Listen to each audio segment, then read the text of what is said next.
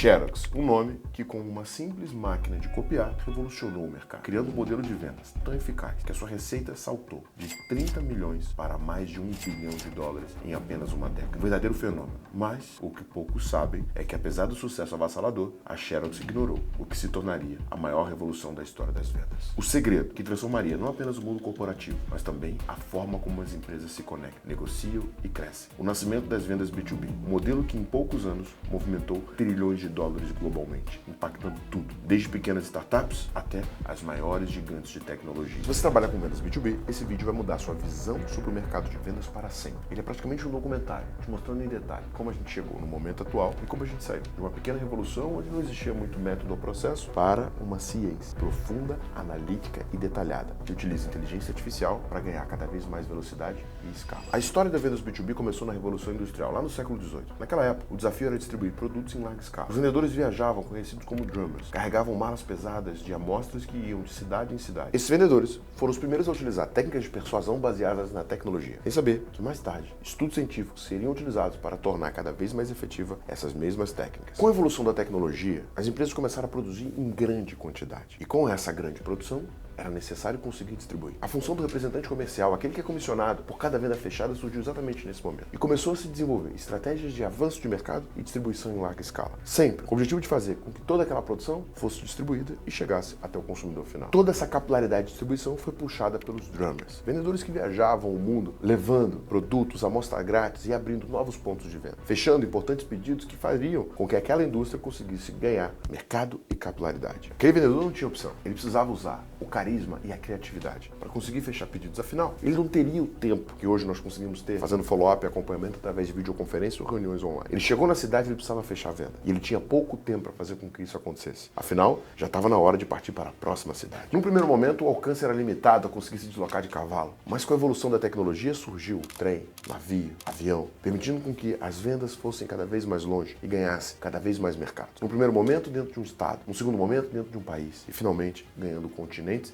e até mesmo atravessando os oceanos. Algumas das técnicas curiosas que os drummers usavam era a demonstração ao vivo. Eles aproveitavam o fato de eles estarem presencialmente na frente de um cliente e mostravam seu funcionamento e criava todo um processo lógico de convencimento a partir da demonstração prática de como aquele produto poderia ser utilizado pelo consumidor final. Hoje nós temos a mesma coisa acontecendo dentro das feiras e dentro das videoconferências, mostrando sim, não apenas o produto, mas o potencial e o resultado final. Esses vendedores precisavam se tornar muito eficientes, afinal, eles tinham uma única chance de conseguir conquistar o cliente e fechar uma venda. Em um determinado momento, as vendas começaram a cair. Por mais que as empresas investissem cada vez mais em ampliar o número de vendedores, esse resultado simplesmente não acontecia. Tudo o que existia em relação a treinamento e técnicas de vendas era muito baseado na motivação e na persuasão. Processos lógicos tinham por objetivo simplesmente convencer as pessoas a comprar um produto. Tudo que existia disponível era o que era chamado de vendas persuasiva ou vendas de alto impacto. Tinha por objetivo criar uma pressão dentro do processo de tomada de decisão, fazendo com que o impulso de compra acontecesse. Mas um pesquisador e psicólogo começou a questionar esse modelo. A partir do momento que ele começou a estudar, ele identificou que existia um padrão. Existia algo diferente que eles faziam. E esse padrão podia ser estudado, analisado, sistematizado e mais tarde se tornaria uma metodologia que mudaria definitivamente a maneira como os vendedores fecham o negócio. Em 1988 surgiu o Spin Selling, estudando mais de 35 mil ligações. Neil Heckman, um psicólogo inglês, começou a identificar um padrão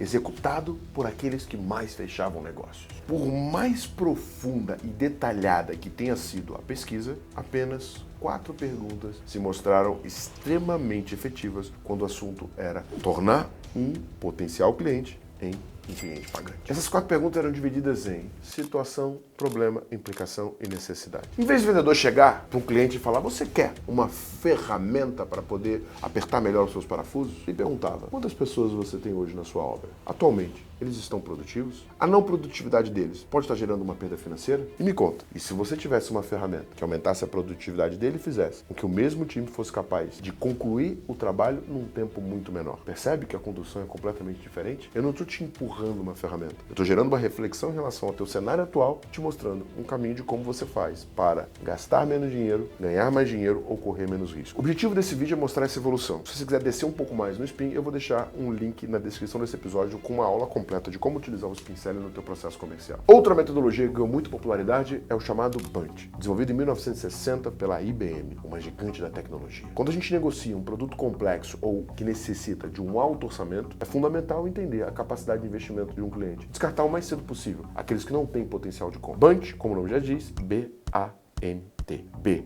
de budget, orçamento. A primeira pergunta, qual é a tua expectativa de investimento? Segunda pergunta, A de authority. Hoje você toma a decisão sozinho ou precisa envolver outra pessoa? N de need ou necessidade. Me conta um pouco mais. O que você precisa? E T de time. Quanto tempo você tem para tomar essa decisão? O Bunch é uma metodologia muito útil para projetos complexos que exigem alto investimento. Sem dúvida nenhuma, precisamos ter discussões muito mais profundas para despertar a necessidade de conduzir esse potencial cliente dentro de um processo de tomada de decisão e resolução de um problema. Mas a estrutura do Bunch permite você separar de fato quem tem potencial de compra de quem não tem. Dentro de um processo como esse, imagina que você vai vender computação lá no. Hoje, em relação a servidores e a investimentos em tecnologia e infraestrutura, você toma a decisão sozinho ou precisamos envolver uma outra pessoa? A tua operação está crescendo e ela vai aumentar. Você tem uma noção de qual é a capacidade de hospedagem e de dados que você precisa armazenar com segurança? Por último, em quanto tempo você pretende migrar a tua infraestrutura dos seus servidores para uma infraestrutura na nuvem? Percebeu? B-A-N-T. Eu gosto muito de ambas as metodologias, mas um engenheiro do MIT decidiu uni-las, criando o GPCT-BACI. Também já gravei um vídeo inteiro sobre isso, mas vamos entender qual é essa estrutura. Esse engenheiro se chama Mark Roberge e ele foi a primeira pessoa de vendas da HubSpot, uma gigante de tecnologia que fez IPO de maneira maestral. GPCT-BACI é uma metodologia completa que simplificou, pegou o Spin e pegou o Bunch e juntou ambos dentro de uma estrutura lógica, que se torna muito mais fácil utilizar e conduzir e treinar vendedores para conseguirem utilizar esse método com maestria. G de objetivo. Me conta um pouco mais. Qual é a sua meta? A partir desse momento não falamos mais de produto ou serviço. Falamos apenas de como o nosso cliente vai conseguir conquistar os seus objetivos. P de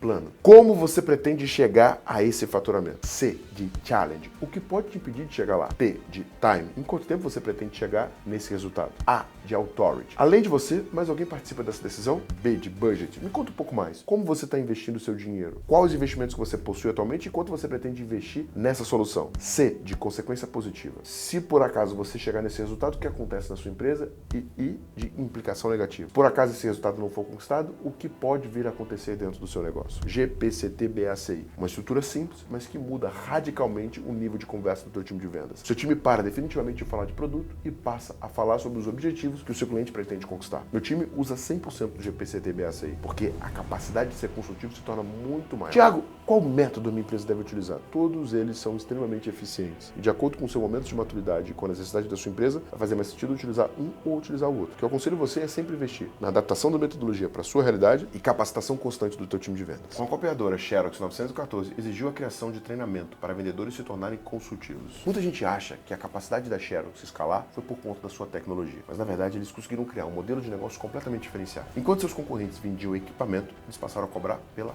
cópia. Dessa maneira, eles criaram um modelo de vendas 100% B2B, extremamente escalável e de baixíssima fricção. O que mais tarde o mercado chamaria de Land Expand, a Xerox criou na prática, garantindo com que seus clientes consumissem cada vez mais o seu serviço e, por consequência, aumentassem seu faturamento. Baixa fricção de entrada e grande capacidade de expansão de receita. Dessa forma, a Xerox precisou criar um exército de vendedores consultivos, sendo a principal escola de venda. Os maiores executivos da atualidade, todos eles passaram pela Xerox, entendendo como ser consultivo, como vender solução, como fazer pergunta, como provocar, como ampliar nível de consciência e como fechar contratos bilionários na metade do tempo. Agora entende, você quer escalar a sua empresa, você quer ter mais performance e não está investindo em capacitação e treinamento do teu time de vendas? A Xerox entendeu desde o início que o modelo de negócio, por mais inovador que fosse, só seria sustentável se o time de vendas tivesse essa capacidade de fechamento. Por mais que as operações tenham escalado e crescido, perceberam que existia uma necessidade de não apenas ser muito bom em conversão, mas gerar demanda de maneira eficiente. E aí surgiram dois conceitos, inbound market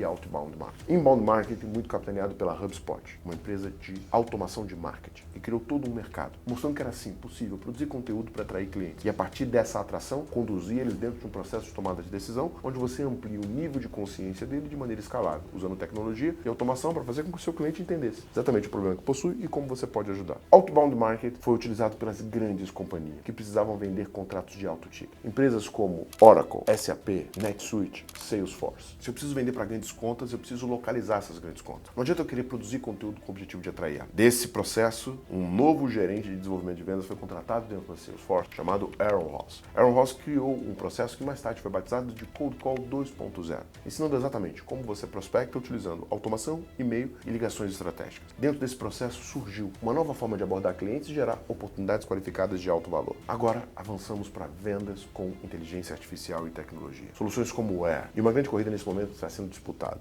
Vendedores e prospectadores 100% autônomos, que não são seres humanos, mas se comportam como tal. A própria OpenAI já liberou dentro da sua API capacidade de fazer ligação em tempo real sendo respondido por uma máquina e não por um ser humano, com memória infinita, perfeita recuperação e capacidade de atuar em mais de 5 mil aplicativos. Esse é o momento que nós vivemos. Não conseguimos responder ao certo se de fato a inteligência artificial vai substituir o vendedor e o SDR. Em uma discussão minha com o Jeb Blount é categórico, dizendo que não. As atividades manuais poderão ser substituídas, mas a conexão, a ponta emocional e a capacidade de argumentação precisaremos dos seres humanos. Com a velocidade com que essa tecnologia está evoluindo, de fato, eu não tenho 100% de certeza, mas eu sei que se você hoje não tem uma estratégia clara para utilizar a inteligência artificial dentro do seu negócio, você vai deixar dinheiro na mesa. A história da vendas B2B teve uma grande evolução, desde os primeiros representantes comerciais que iam buscando novos pontos de venda até o uso da inteligência artificial. O que a gente percebe é que a evolução é constante e que a transformação acontece a todo momento. A gente não pode achar que a gente está na zona de conforto ou que a gente não precisa se esforçar. Resultado eu não controlo, mas eu entendo. Toda vez que eu colocar energia no lugar certo, eu vou produzir mais resultado. Te convido a refletir como o seu setor comercial tem evoluído nos últimos tempos. E detalhe, toda vez que você coloca foco no lugar certo, você produz mais resultado. Será que o seu foco está onde deveria estar? Se inscreve no canal, deixa sua curtida, assim você mostra que esse conteúdo foi relevante para você e me conta, qual é o teu maior desafio em vendas hoje? Quem sabe eu não gravo um vídeo especificamente mostrando como resolver isso.